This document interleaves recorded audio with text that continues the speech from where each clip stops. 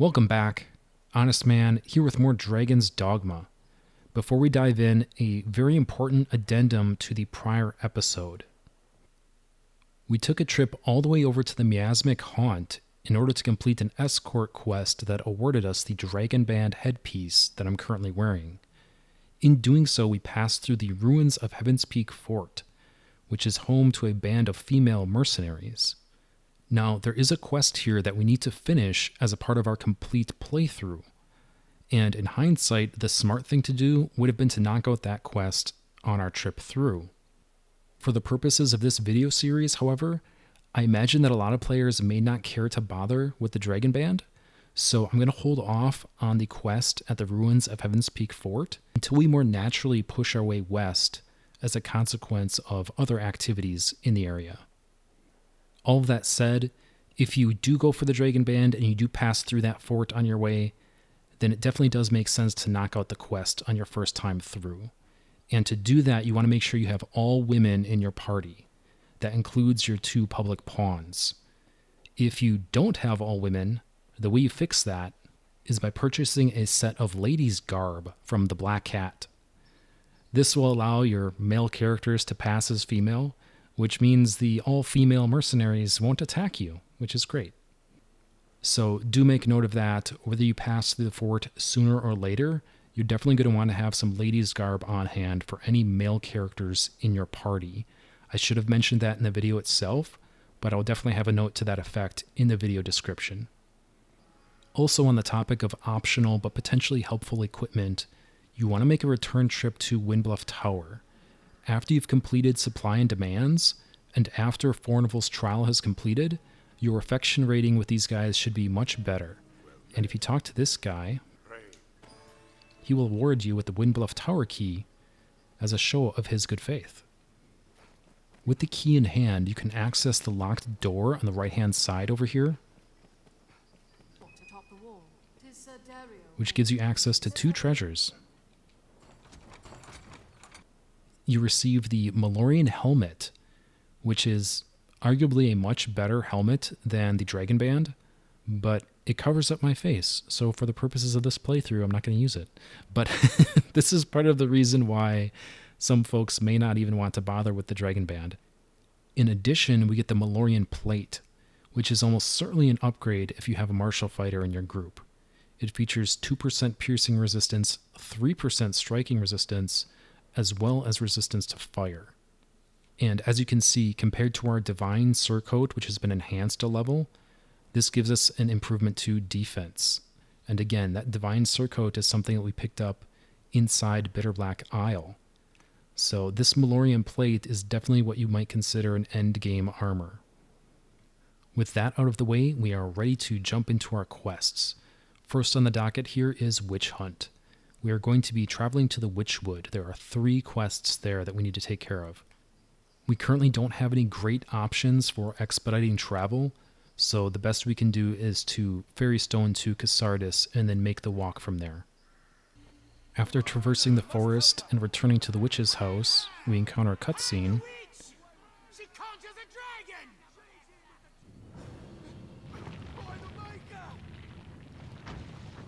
And a golem emerges.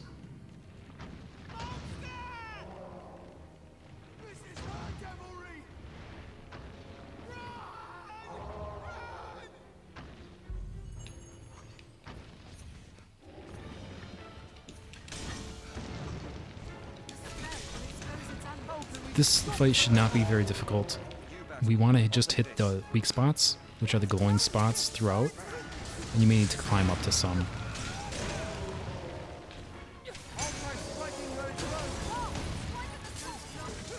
Certainly it's easier if you have ranged capabilities. More on that to come. She ran this way, Arisen. Once the golem is out of the way, it clears a path deeper into the Witchwood,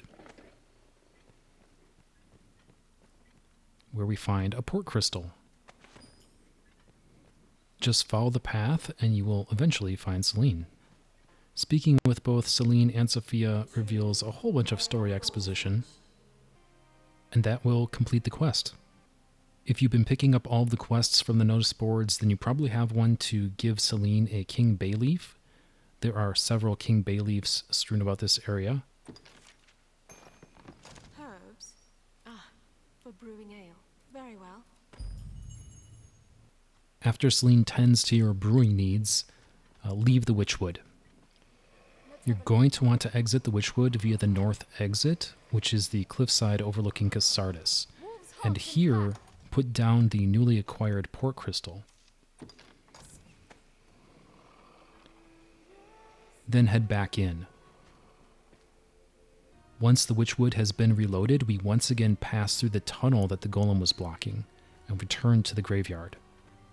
Selene is now gone, and in her place we have a strange gentleman named Rowland. And he's here with an ancient tablet. That slate you carry looks like aught of value, or scholarly interest at the least. And that starts another quest. The Dragon's Tongue. We need to find someone to decipher this tablet, and we happen to know just the person. Ferrystone back to Windbluff Tower, and then make your way north to Hillfigure Knoll. Our good buddy the Dragonforged surely can tell us what this tablet is all about. After a bit more story exposition, we complete the quest. Back to the Witchwood once again, using the port crystal that we put down. You're going to want some ranged options for this next quest. It's going to make your life a lot easier. To that end, I have switched into Strider. And I want to make a very careful note here. The intention is not to gain any character levels in Strider. The intention is just hopefully to gain some ranks and to also just get through this boss. So you can see that I'm over 70,000 experience away from my next character level up, which should be plenty of headroom for what I want to accomplish here. Similarly, I changed my main pawn over into Fighter because I am trying to accumulate fighter ranks there. Similar rationale.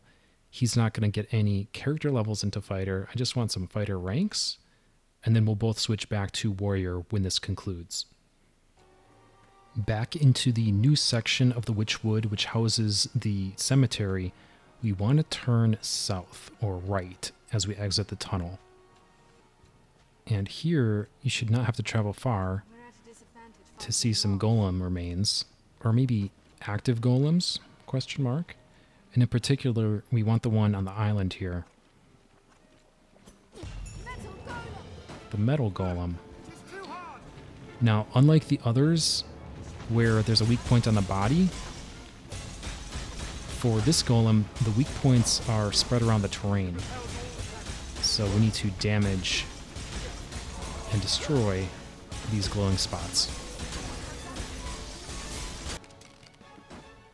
Some of the targets are very hard to reach, which is why ranged is recommended here.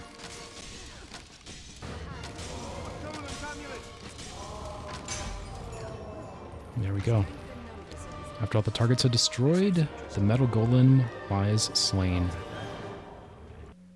That quest, Mettle Against Metal, is unique in that it's sort of an environmental kill quest, but it does count against your completed playthrough. So if you're trying to get the hero achievement, you have to complete Mettle Against Metal.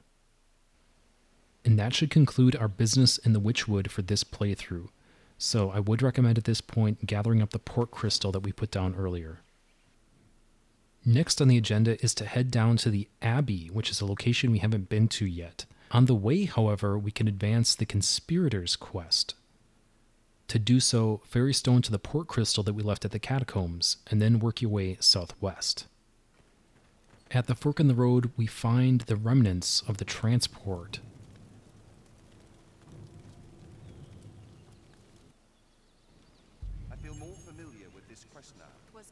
That will update our quest to a new location to track down the missing parcel.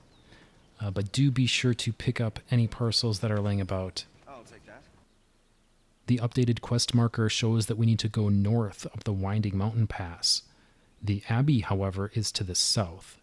So we're going to put a pin in this quest for the time being and head south. So we're going to take a left at the fork instead of going right. There are a few different paths that you could take, but ultimately you should be able to navigate your way through the wilted forest and find the Abbey on the other side. You'll want to track down a friend. She will entrust you with a flower as a part of a quest. So for this quest, Talent in Bloom, she wants us to gift this flower to someone significant, and the gentleman in the cathedral in Gran Soren should serve that purpose well.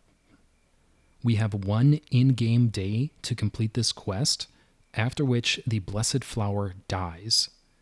We want to be careful here, however, because if we use this flower ourselves, it grants the wheel boon, which doubles XP.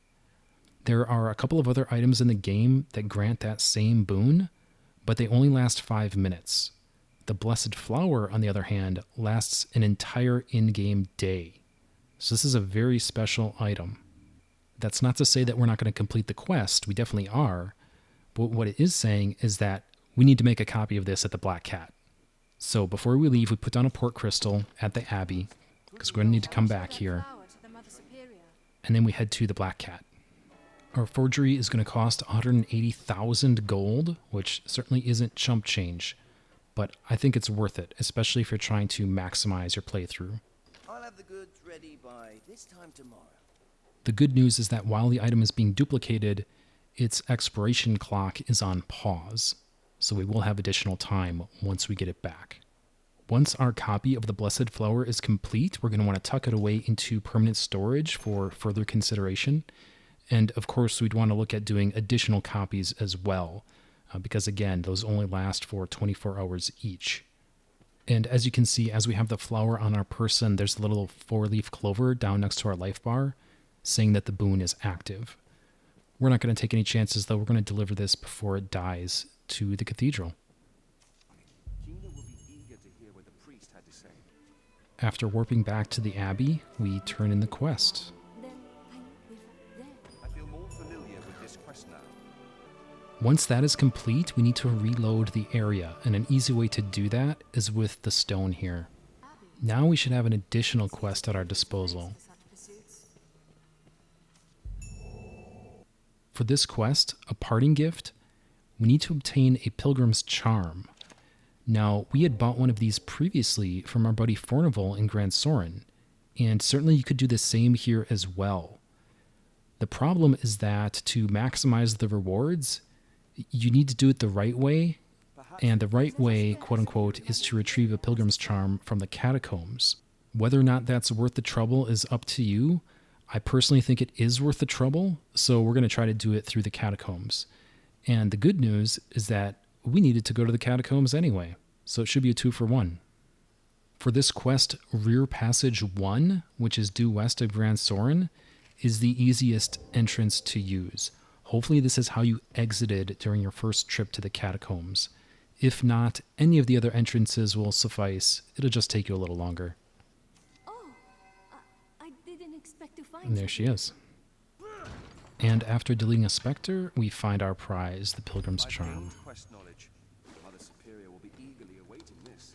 I shall see you at the Abbey anon. Make her speed your steps. So she departs, and we can take care of our other business in the catacombs. Previously, we advanced Rise of the Fallen and obtained a key to get us into a further section of the catacombs.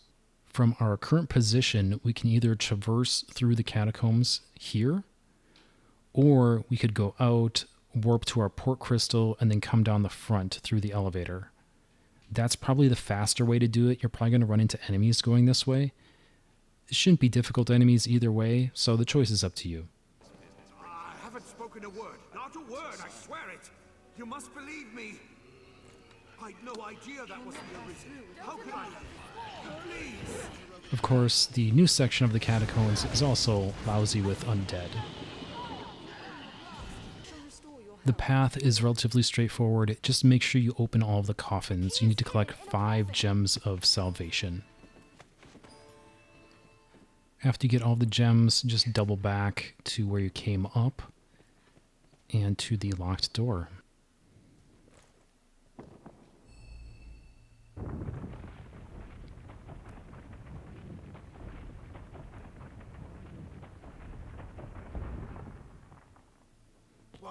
Arisen. It is an honor to have you come so far to meet us. You here seeking the source of the skeletons? Or have you just come to rid us of a few traitors? My thanks, by the by. I see no call for secrets. It was salvation loosed those bone warriors upon the land. They are an experiment, a vanguard. All in preparation for the day of reckoning to come. You shall have an honored place among them, Arisen. Aye, your bones shall lead the march as the Red Dawn breaks.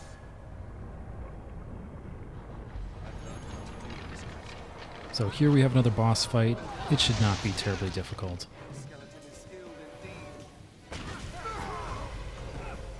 All things to ash. Strength in numbers, Arisen.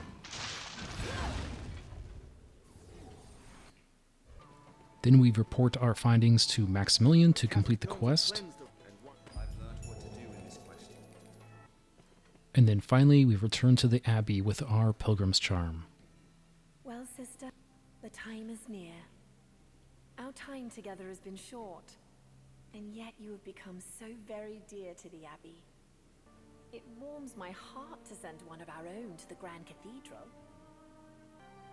My steps will be lighter knowing I bear the support of such fine friends. Pray, wait for me. I shall return to help as soon as I might. Also, I would give you this. It is a small thing, hardly equal to all you've done for me, but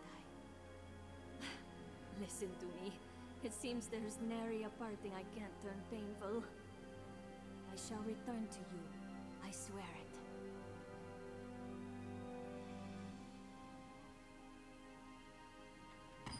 I've learned what to do in this quest. And part of our reward is the Ne'er-do-Part flower. This is another very special flower. If we had done this quest the easy way, we would have only gotten 5 of these.